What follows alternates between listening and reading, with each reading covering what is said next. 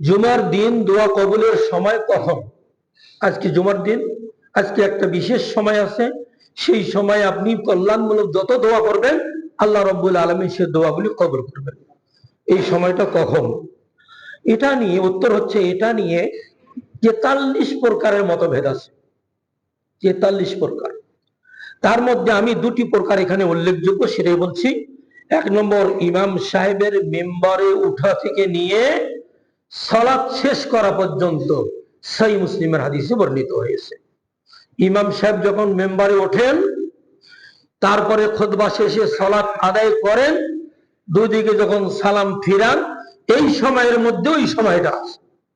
এই সময়ের মধ্যে ওই দোয়া কবুলের সময়টি আছে। অতএব খুতবার শুরু থেকে নিয়ে সালাতের শেষ পর্যন্ত কাউকে অমনোযোগী হওয়া যাবে না।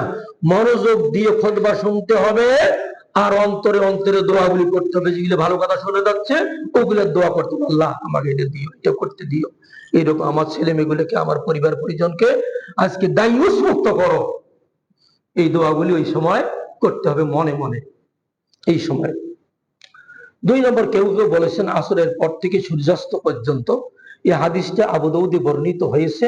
হাদিস নিয়ে অনেকেই মতভেদ করেছেন, তারপরে হাদিসের সনদ সহিহ। তাহলে সময় পাওয়া গেল দুইটা, আসরের পর থেকে নিয়ে সূর্যাস্তের পূর্ব পর্যন্ত এই সময়টা আছে। তবে অধিক সহিহ হাদিস হচ্ছে মুসলিমের হাদিস। কোন সময়? মেম্বারে চড়া থেকে নিয়ে সালাত শেষ হওয়া পর্যন্ত। সহিহ বুখারীর একটা হাদিস, আন আবি হুরায়রা قال قال رسول الله صلى الله عليه وسلم ان في الجمعه لا ساعه لا يوافقها عبد مسلم يسأل الله فيها خيرا الا اعطاه اياه। সহিহ বুখারী এবং মুসলিমের হাদিস।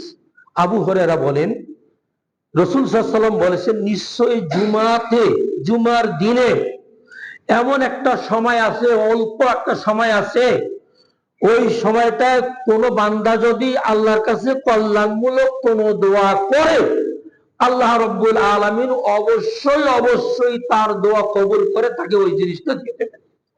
সুবহানাল্লাহ। হাদিস সহিহ বুখারী এবং সহিহ মুসলিম।